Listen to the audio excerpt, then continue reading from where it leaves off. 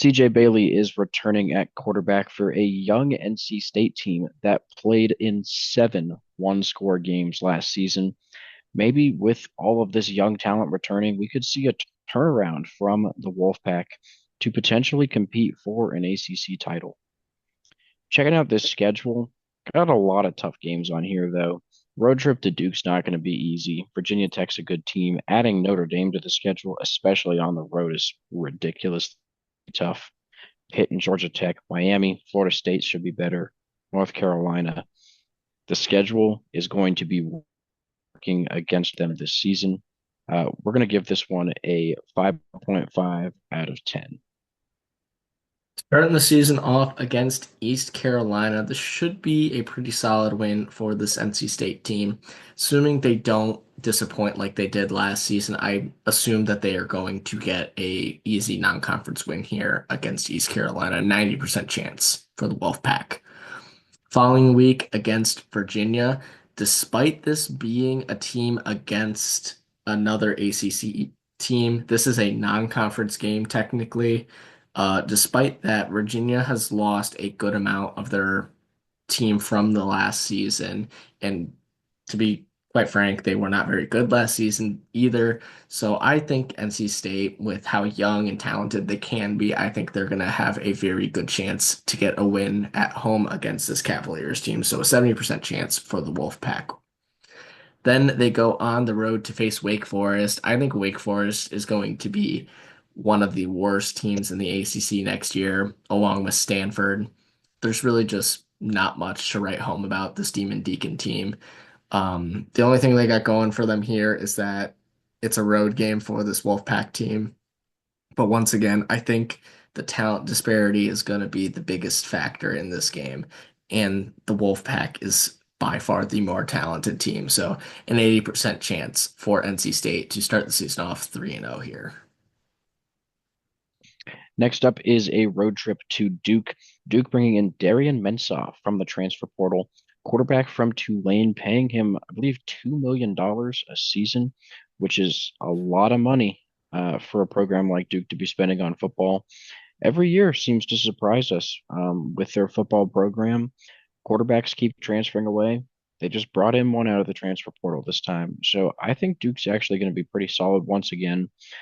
This one's on the road for NC State. Certainly doesn't help them out. We're going to lean Blue Devils here. 30% chance for for NC State to beat Duke. Next up is Virginia Tech. Kyron Drones returning at quarterback. And I think that they're going to be a pretty solid team. Honestly, kind of comparable to NC State, but we are going to lean more experienced quarterback here. Drones has been around for a while. He's a really solid dual threat quarterback, and 25% might seem a little bit low, but I feel pretty good about Virginia Tech on the road in this one. Next up is Campbell. This one, don't need to say much. 100% chance for the Wolfpack heading into the matchup against Notre Dame. And in that Notre Dame matchup, it being at South Bend is not going to do the Wolfpack any favors here. Um, with a young team, I think in such a loud and really chaotic environment like Notre Dame, I think it's going to get the better of them. Despite Notre Dame having to replace their starting quarterback after Riley Leonard went to the NFL draft, I think it's not going to matter too much because they have Jeremiah Love at the running back position, who might be the best running back in all of college football next season. I really think that what sets Notre Dame apart is Jeremiah Love and that their defense is very consistent year after year. I think their secondary is one of the best in the country. And like I said, home field advantage is going to be key here. I don't think it's going to matter how talented this NC State team can be. Notre Dame's going to be the better team. Only a 15% chance for NC State to upset the Fighting Irish.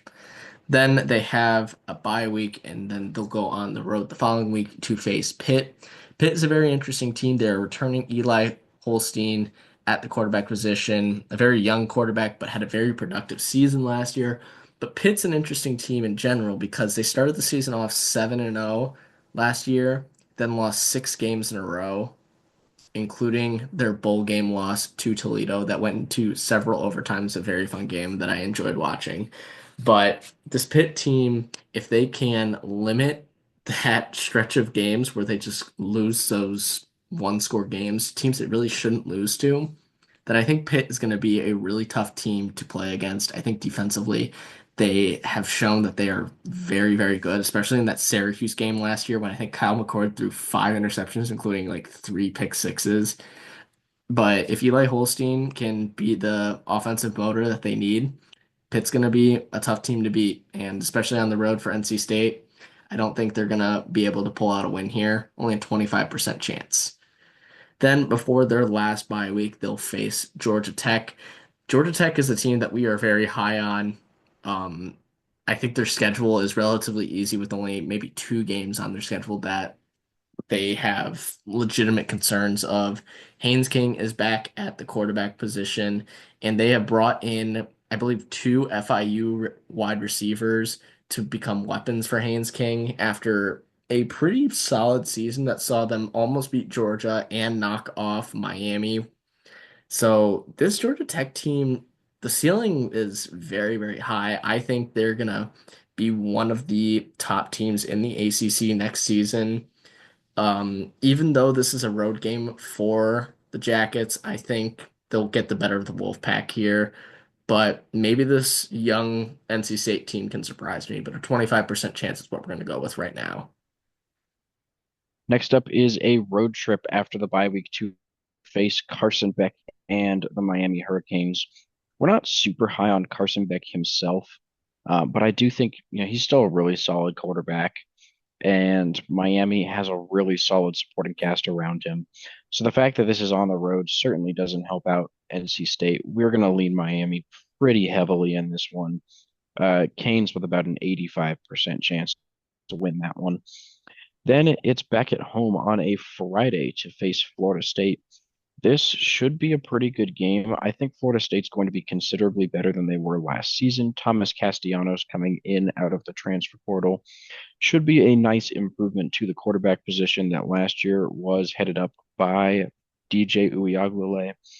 Um, Seminoles should be improved all around, and we actually like them a decent amount for next season. So even though NC State's at home here, only a 20% chance to win that game. And then back on a Saturday at home to end the season against Bill Belichick and the North Carolina Tar Heels. I think because it's a rivalry game, this is going to be a very, very close matchup. Honestly, it really could go either way. We have North Carolina as slight favorites for right now, but as far as our actual prediction goes, we're still not sure in this one. But for right now, 40% chance for NC State to win this game. Looking at the schedule as a whole, it's going to be really hard to determine what the floor and ceiling of this NC State team can be, just because they are so young and because they were pretty disappointing last season. Um, at the end of the day, I think they can start off the season pretty hot just because this schedule is pretty forgivable. But those last stretch of games, like those last 5 games in between those bye weeks, are not very favorable. It really starts with that Notre Dame game. So I think in an ideal world, the Wolfpack get back to 6-7 or 6-6, sorry. 6-7 would be with the bowl game loss, but I think 6 wins in a bowl game is maybe possible, maybe a little bit less than that. Really just depends on how this young core clicks. Yeah, I mean, I could see NC State doing anything from losing every single game after Duke, aside from Campbell, obviously, or I could see them going like 8-4.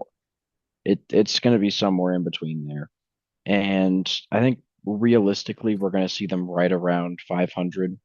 But the way that it worked out when we did our original way too early projections is they finished just short of a bowl game at 5-7. Projected win total was 5.35 wins. So we ended up just a little bit under that. Vegas over under at 6.5. Again, We're going to be under that. Vegas was also favoring the under. There's a decent chance that this number could go up from us, though. Maybe see them around 6 or 7 wins when we redo our predictions later in the offseason. So please make sure to like and subscribe so you don't miss that video. And we'll see you in the next one.